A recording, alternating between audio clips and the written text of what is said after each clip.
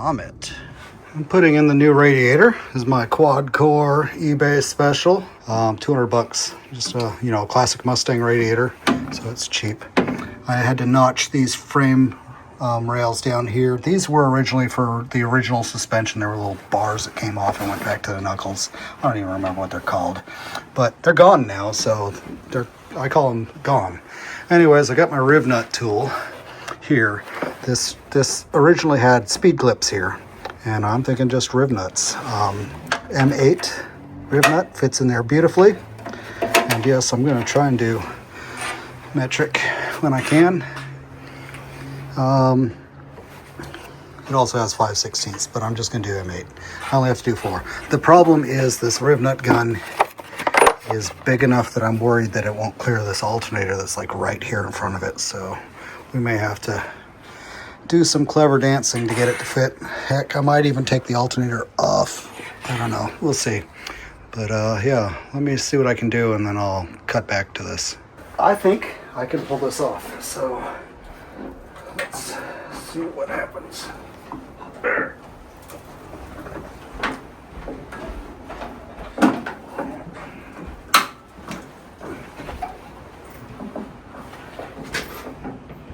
A little bit more.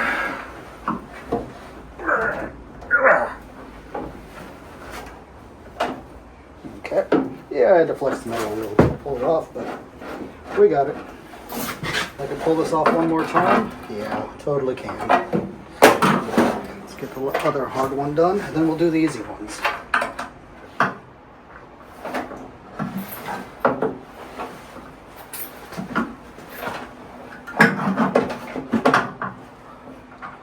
Oh, straighten you out. Okay. Whoops. Stay in there, please.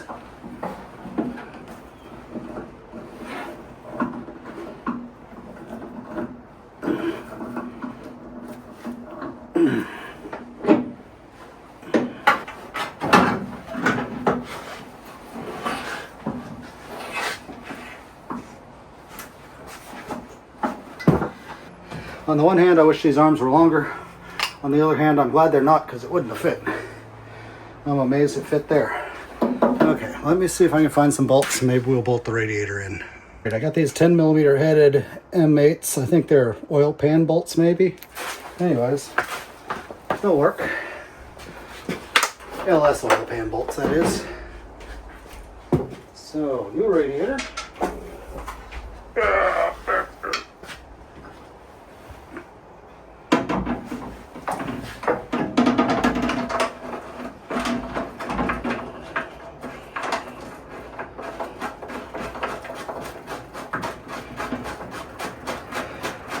Even if I don't use these as permanent, which probably will actually. I like how they look. I can always swap them out later on if I wanted to.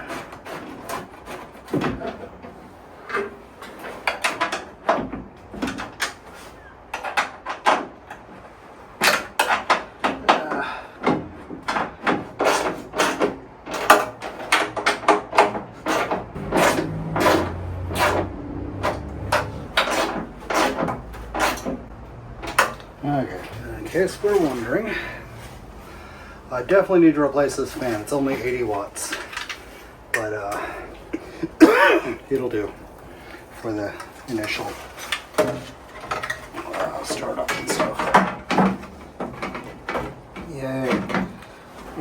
It clears the engine barely. I'm probably going to want to cut the lip of this off. But yeah. Yep, that's where that goes. And I just got to get some M6s and some nuts with them, and go right there. First of all, you remember the first start video? So a couple days later, I noticed that these 4 spark plug wires were sitting on my windshield from when I installed the headers. So yeah, there was a lot to keep track of, and I didn't. So that first start was on 4 cylinders. It ran remarkably well for being a 4-banger, but it's going to sound a lot better now. I've got the exhaust being reworked so that it's pointing the right way. So can't start it right now, but that's fine. As you can see, I've got the upper radiator hose on here. It's a little thin right here, but it's not kinked, so that'll work. And for the lower radiator hose, I've got this. See how this kind of points?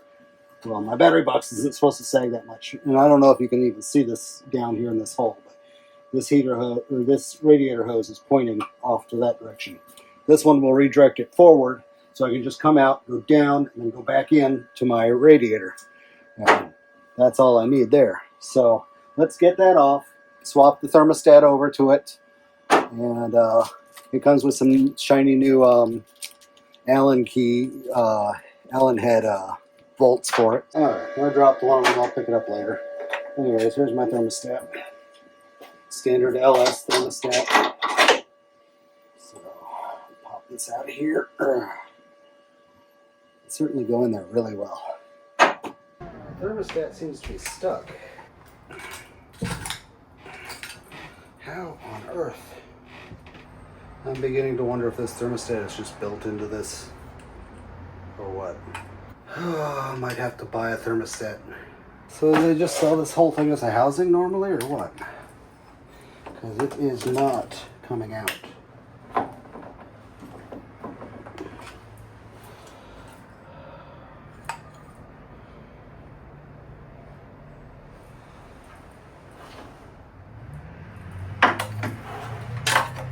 Turn the other way, it won't work. Can't turn it downward to face the radiator because that won't work. Alright, well, I kept trying harder and harder. Yes, this is cast into this flange here, so there is no getting the thermostat out. I guess I have to buy some other kind of thermostat to go in here. So, well, that's a bummer. This was a brand new thermostat and housing, but whatever. I absolutely destroyed the thermostat trying to get it out of the old housing. Apparently the thing to do nowadays is to build it into the housing. You just replace the whole thing, which I guess gets you a nice hose fitting. But anyways, yeah, destroyed the thermostat trying to get it out of this thing. Snapped off that lug. I was trying really hard. I had a feeling it was built into that. No harm, no foul. Aside from it having been brand new and now I can't use it, and I wasn't going to be able to use it. Anyways, for my new housing that goes straight off there rather than towards the battery, which I believe I showed in an earlier video clip, but it's been a week since then, so I'll recover it just in case. Bought a Gates thermostat. I believe it's the higher temperature one. It was a weird number, like 187 or 197, I don't know. There's a new thermostat, and I think most of it sticks inside. Yeah, most of it sticks inside there, so the small side goes in.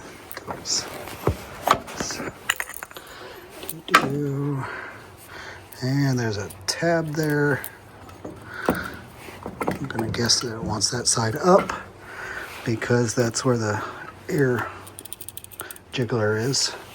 So yeah, and it came with nice Allen keys, so I'll go ahead and put this in, and then I'll get the hose on there. And for the heater hose, since I'm not running a heater core yet, I've got that's farther off in the future. They actually sell even on Amazon an adapter. It's just a 90-degree 3/4 inch to 1/2 inch, so I don't have to have a kinked hose that's like the wrong size on one end or whatnot. Came with clamps, so yeah, it's LS heater core, loop back cable. So that's pretty handy, and I'll just put that on there under my battery box. Yeah, there we go. I've created this for the lower hose, so it's a stock Silverado lower hose. Took the sharp bend, and that's going to go on the thermostat housing, and the looser bend is going to be forced up a little bit, and it's going to go on the bottom on the radiator outlet. So we'll see how this goes. I'll get back to it when I'm done.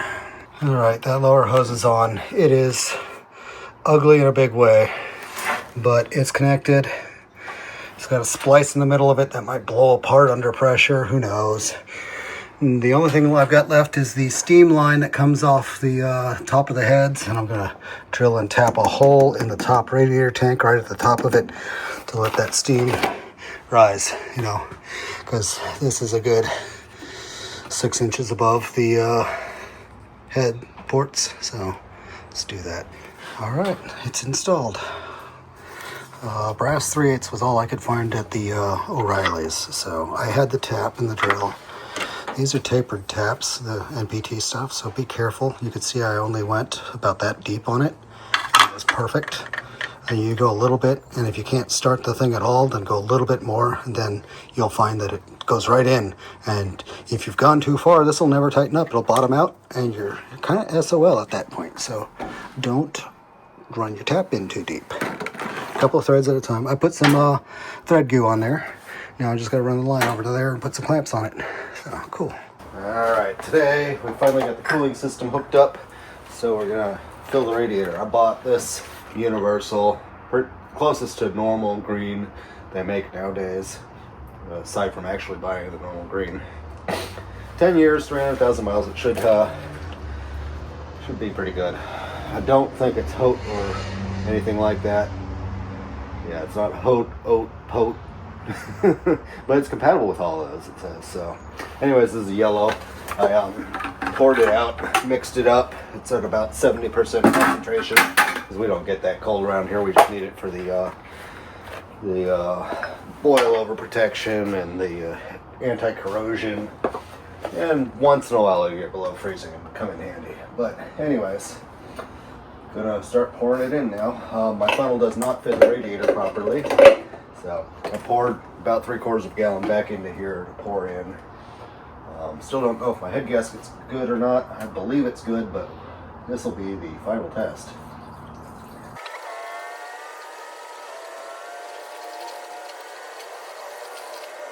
Okay, we're not leaking on the floor, so we're doing pretty good there. I gotta fill another 3/4 gallon.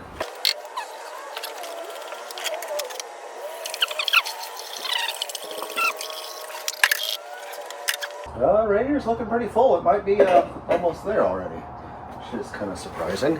It should auto purge with all the steam vents and stuff the engine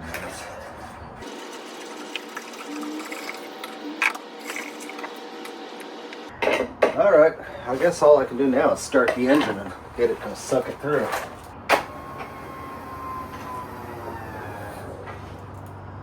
Alrighty, here we go.